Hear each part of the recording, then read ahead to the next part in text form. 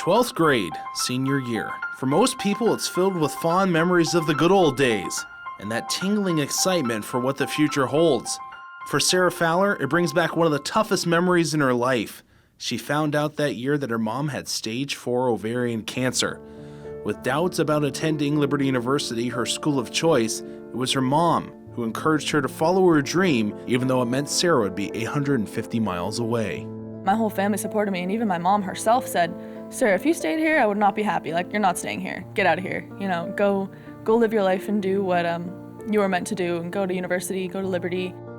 Although she followed God's calling to Virginia, the decision brought with it some difficult times. Some of the worst times of my life were spent crying on the phone after receiving some, tough news about, "Oh, we just got this back. My results said that the cancer cells have gone up in my body, and this chemotherapy isn't working, this radiation, none of this is working." There was really nothing I could do, right? I couldn't do anything except just be there for comfort and just to be with my family, support them, but I just knew that I had to stay.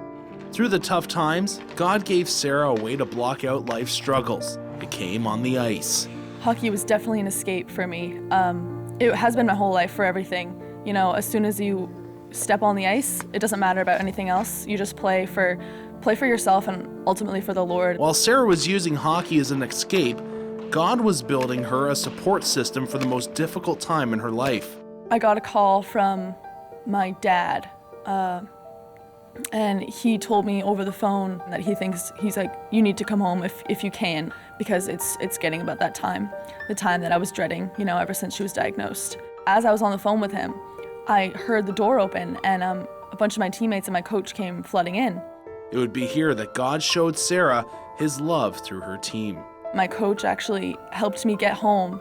He's the reason why I got to go home, was because I couldn't swing it financially, and he pulled through and helped me out. So that was just the beginning of a bountiful amount of blessings that my team gave to me then.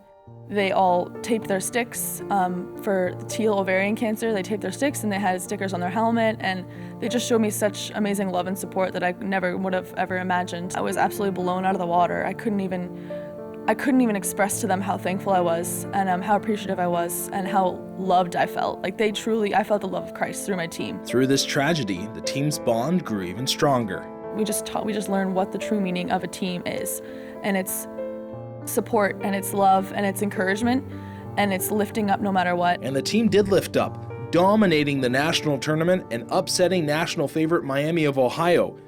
Even though Sarah was wrapped up in the excitement of the win, she still was thinking of her mom.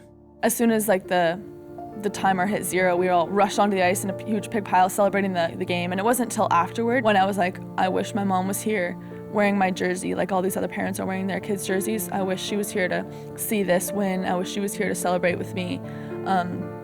But I knew she was in heart, and I knew she was there with me in spirit, because she's never left. Showing maturity beyond her years, Sarah can already see God's plan and the good that came from her mom's passing. I've seen the good through it already. I've seen the good, and my team came together, and we just won a national championship. My family has gotten closer.